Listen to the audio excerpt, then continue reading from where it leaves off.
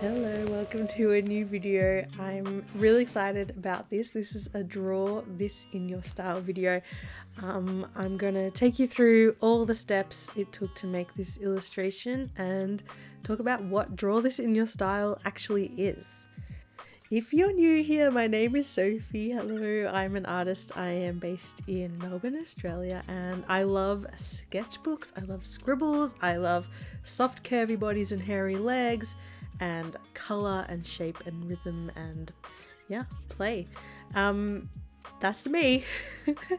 So let's talk about what Draw This in Your Style challenge is.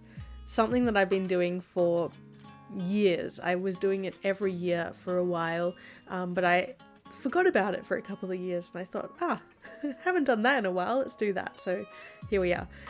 So a Draw This in Your Style is basically an artist or whoever creates an artwork for their followers or anyone who wants to recreate that piece in their own style, in their own way, in their own mediums. Anything is possible. And it's a really, really fun challenge. I love it because I get to discover a whole bunch of new artists out there, and I love seeing how people interpret my ideas and make it their own. I love it when people play with different color palettes and different shapes and different angles and really just puts their own voice into the artwork.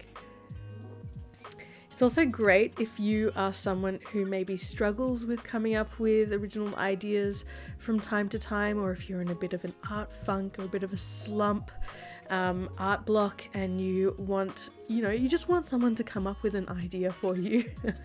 Doing Draw This in Your Style challenges is really great when you're feeling that kind of way. And so it's nice to be able to provide that for some people, because I know every so often, especially when Draw This in Your Style was a big thing a few years ago, I would go through and redraw a bunch of people's Draw This in Your Style to kind of get myself into the groove and feeling like I want to draw and stuff. So yeah, that's the essence of it. There's no time limit. Some people do time limits and stuff like that. I just want you to have fun and draw it on your own time when you're feeling the feels, when you're feeling the need to do it. I'm gonna be sharing a few every day on my stories. I'm not gonna overwhelm, because I know it can get a bit overwhelming when there's 20,000 story shares and stuff like that. So I'll only be sharing 5 to 10 every day until a kind of, I don't know for how long, a couple of weeks maybe. And it's a great way to support artists and see who else is out there. It's nice. So obviously I'm doing this drawing digitally. I was thinking about doing it traditionally, but I struggle with repetitive strain injury in my hand, and I've been having a bit of a sore hand lately. So digital sometimes feels a bit easier because I can change the pressure of the nib of the Apple Pencil, and so I don't have to press as hard, because I have the tendency to press quite hard. So that's nice. So that's why I decided to go digital. And so I started with a little sketch in my sketchbook. When I came up with the sketch, I just sat down and did some doodling, kind of just started from a spot and kind of let my mind take over the journey on where this illustration wanted to go.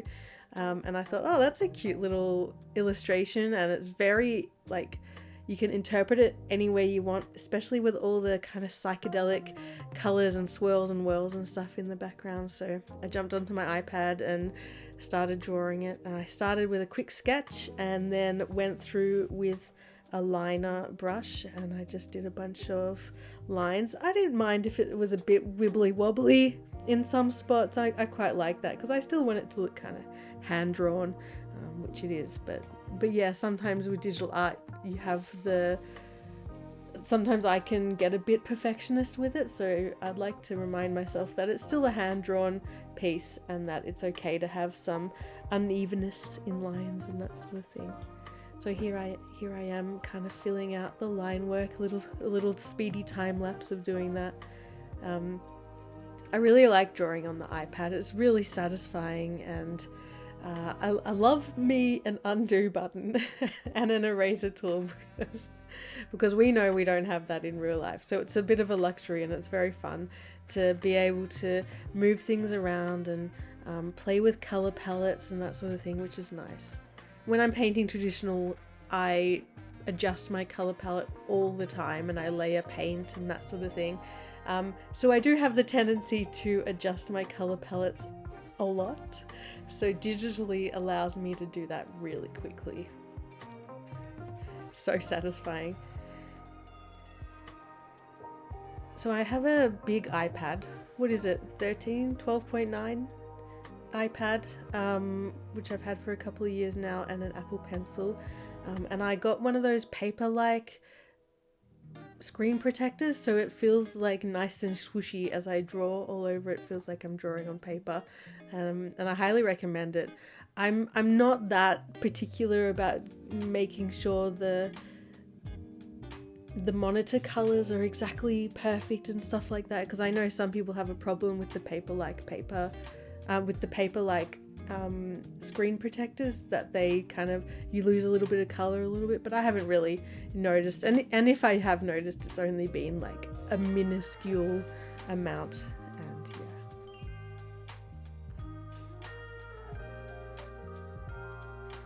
so at this point I've done my line work, and now I'm going to try and figure out my color palette, how it's all going to work. I often tend to go with line work that's not completely black, so I've chosen like a chocolatey brown here. It ends up being a bit more pinky red-ish in the end, but just as a base to start off with and to build a color palette around that. I like to trial colors here and there, and I make sure that everything is in its own separate layer.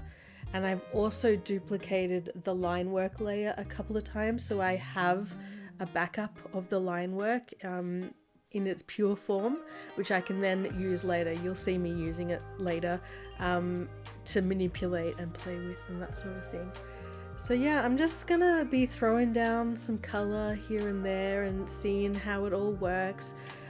I just feel like I am grabbing colors from a dark room at this point. I'm like, I don't know what I want. I'm thinking very 70s, 60s color palette, because that's what I'm all about. You know, I love my golds and oranges and greens and earthies and stuff like that, mixed with vibrant pinks and oranges and blues. I have a lot of fun there.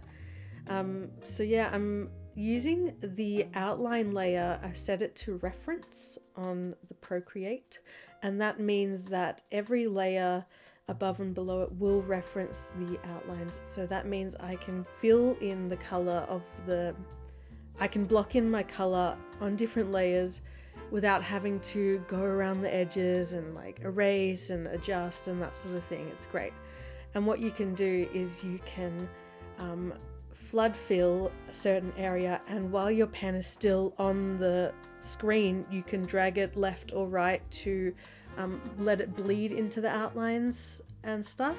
So when it's underneath, you don't get little white bits. Every so often you'll get a little white bit, but that's just as easy as going in with the brush tool and just filling them in and that sort of thing. So yeah, here I am trying out some things. I really like this acid chartreuse yellow of the bird paired with those little red dots. You see there? I add some more red dots later, little berries or whatever they are. And I was thinking originally that she's sort of dancing and jumping in puddles and that sort of thing. So I started with very blues and greens and stuff to make it look like water, but I wasn't really liking how it was all looking. So I kind of went with a more green approach, and then you'll see that it sort of ends up morphing into more of a peachy, pinky kind of thing. I also took in some photos of old palettes that I had painted, and I exported them in, and I brought them into this image because I thought I could use the texture of it in the background or whatever. I thought I'd maybe have the bird in a painterly technique, but actually what I did is I used it as a soft light layer, which brought through some of the different colors and that sort of thing, and the different textures, and layered it on top of all the colors, and it sort of softened everything and made it all a bit of a unified color palette, which is really fun. And this is an interesting thing which I really like doing. I love playing with the underlays of the line work. So I took my duplicated layers of the line work and I just fiddled with them, added a bit of a blur, added a bit of noise, a bit of texture, a bit of whatever this is, where it makes it look like you're going cross-eyed a little bit, you know, when you're looking at 3D movies, and just making another layer with a blob of color, blurring it out, selecting it, and then going to that outline layer that I just made and removing the outline that's in the middle.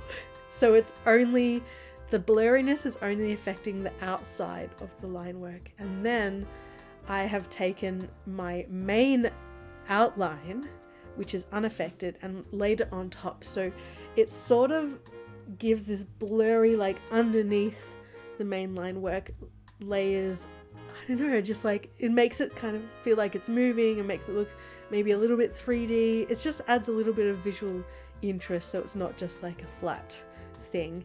I don't know, it's something I've been playing with for a while and I think it looks really cool for now. I added a few other like flat layer colors as well in a baby blue and a baby pink in like a soft light layer, and then a cream in like a multiply layer, just to warm everything up and that sort of thing. And I added a noisy texture to the multiply layer, so you can see there's like a little bit of noise, a little bit of texture, a little bit of grain to it, which is a fun way to just add a little bit more texture and a little bit more interest. But yeah, my main outline is at the top of all the layers, so it sort of looks like a nice flat image, but then there's just some fun dimension and colors and stuff like that going around, and it's just really fun and gorgeous to play with. I love it. I probably explained all of that very, very badly, but if you watch the video, you'll kind of see what I'm doing. And if you want to try something like it as well, just play, just see what happens, experiment, keep duplicates of layers so you don't permanently adjust your layers without being able to get them back. And here's the final piece. I had so much fun drawing this. I really like drawing in my iPad. It's so fun. I don't do it enough. There's nothing like getting paint all over my hands, right? But this is so convenient and so fun from time to time. So if you want to do this piece, if you want to draw this in your own style, go for it. Have a look at my post on Instagram as well. It has a bit more information and I'll put some in the description down below. But I would absolutely love to see what you come up with, and I hope you like it. Thanks so much, everyone. I will see you in the next one. Toodaloo!